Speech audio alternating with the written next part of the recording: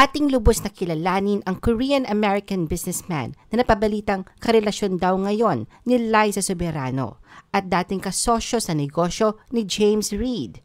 Sino siya at bakit siya kontrobersyal? The Philippine Showbiz List presents tunay na pagkatao ni Jeffrey O, ang boyfriend daw ngayon ni Liza Soberano. A businessman. Ang 35-year-old Korean-American businessman na si Jeffrey Hwamok O ay kilala sa mundo ng pagnenegosyo, particular na sa food and beverage industry.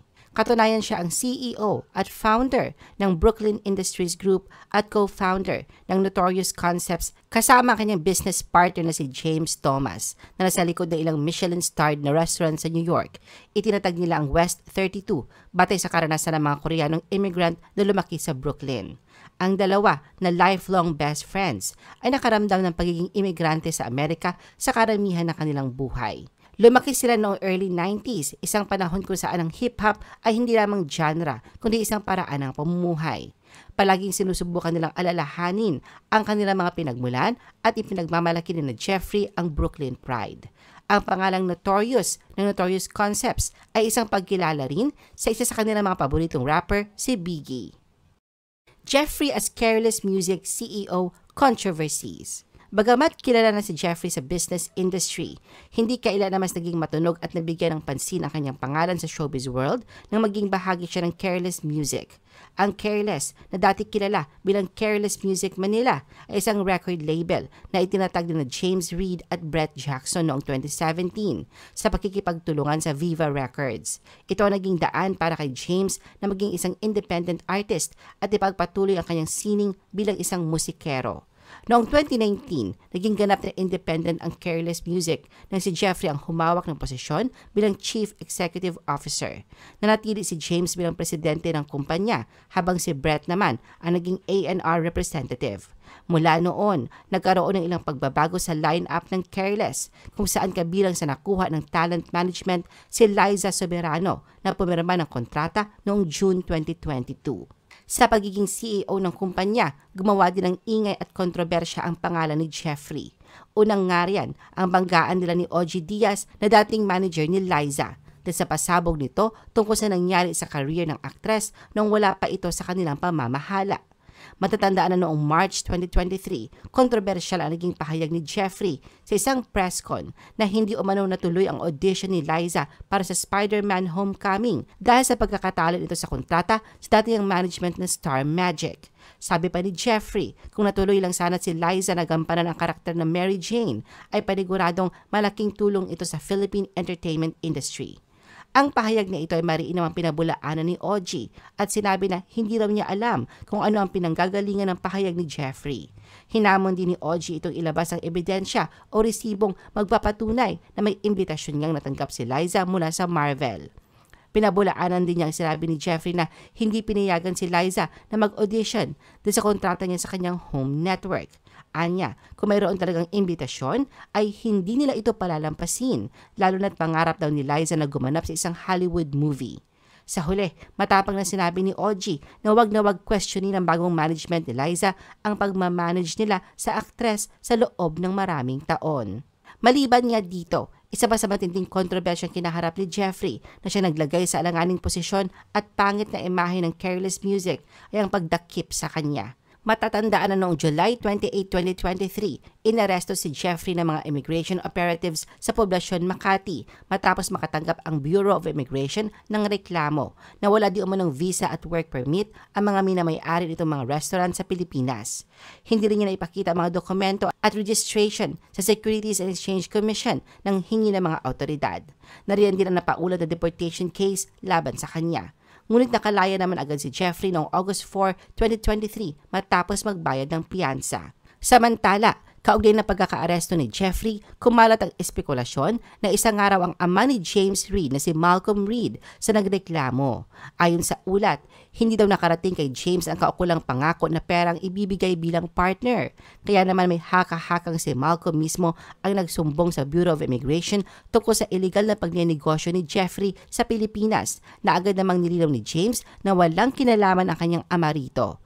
Ang pahayag ni James ay tila sumakto naman sa kumakalat na chismis na talagang walang kinalaman si Malcolm sa pag-aresto kay Jeffrey dahil lalong hindi daw nito umano mababayaran ang malaking pagkakautang kay James kung mapapalaya si Jeffrey mula sa Pilipinas. James Reid on terminating Jeffrey from Careless Music. Mula ng ikulong ng Bureau of Immigration ay nanatiling tahimik si Jeffrey sa social media. At sa kontrobersyang kanyang kinasangkutan, kamakailan ay nagbigay na ng pahayag si James Reid at kinumpirma na tinanggal na nila si Jeffrey mula sa Careless Music. Sa public notice na nilabas ng Manila Bulletin, inanunsyo na epektibo mula noong July 2, 2024, si Jeffrey ay tumigil na sa lahat ng opisyal na koneksyon sa Careless Holdings Limited, Careless Music Manila Inc., Careless Productions OPC, Island City Music PHOPC at Premier Private Label Inc. Binibigyang diin ng notice na wala ng otoridad si Jeffrey na irepresenta ang Careless Group sa anumang kapasidad o makisalit sa mga transaksyon para sa kanilang pangalan. Tinukoy ni James Reid ang pagtatanggal kay Jeffrey mula sa Careless sa isang panayam kay OG Diaz noong September 17. Ayon sa kanya, nagsimula ang mga problema ng arestuhin at ikulong si Jeffrey ng Bureau of Immigration dahil sa kakulangan ng mga legal na dokumento at permiso para makapagtrabaho sa Pilipinas.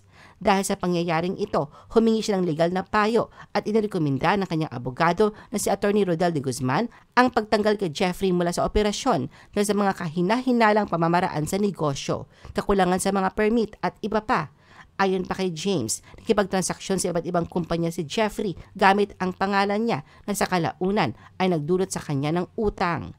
Ibinunyag niya na si Jeffrey ay nandaya at may utang sa kanya na higit 100 million pesos. Sinabi ni James na wala siyang kaalaman tungkol sa insidente dahil palagi sinasabi sa kanya ni Jeffrey na maayos ang lahat at ipapaalam sa kanya kung may nangyayari. Binanggit din ni James ang kontrobersyal na Wavy Baby Music Festival noong January 2023 na pinangunahan ni Jeffrey sa panahong yon. Sinabi ni James na muling itinago sa kanya ang mga detalye tungkol sa music festival at mga sponsor. Hindi niya nalaman hanggang 2 araw bago ang concert na hindi pala naayos si Jeffrey ang anumang sponsor kaya't halos siya ang nagbayad ng lahat. Nangako raw si Jeffrey na ibabalik ang pera kay James ngunit hindi ito natupad. Upang klaruhin ang role ni Jeffrey sa Careless, sinabi ni James Reid na ang papel nito ay para lamang sa business development. Dapat ay nakatuon si Jeffrey sa pagbuo ng negosyo bilang isang consultant, ngunit hindi siya ang CEO at hindi siya bahagi ng korporasyon. Gayunpaman, nagpakilala daw si Jeffrey bilang CEO sa ilang mga transaksyon. Dahil dito, nabahala ang team mula sa legal na aspeto dahil pumipirma si Jeffrey ng mga dokumento bilang CEO ng kumpanya nang walang pahintulot mula sa board. Inamin naman ni James na bagamat may masamang kutob siya sa pamamahala ni Jeffrey, pinagkakatiwalaan pa rin niya ito. Lahat ng kanyang mga kaibigan ay nagtatrabaho rin kasama si Jeffrey kaya't umaasa siyang magtatagumpay ang lahat.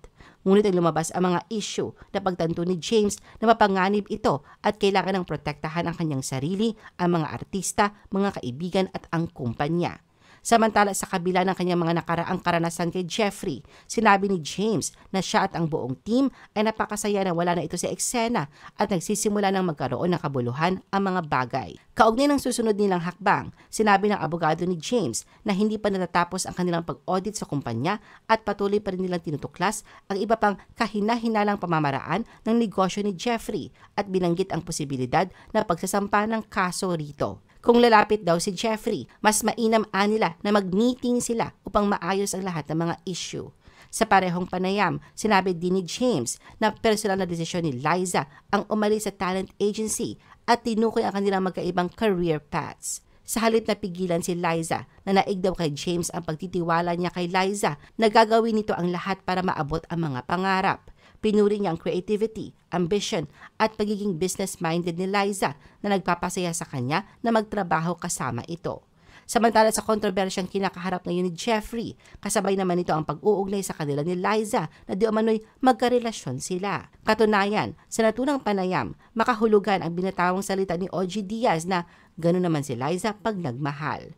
Wala mang pagtukoy si James kung ano ang tunay na namagitan sa dalawa nang matanong siya ni OG kung nabalaan na ba niya si Liza ukol kay Jeffrey. Ayon kay James, matalinong babae si Liza at alam nito ang kanyang ginagawa.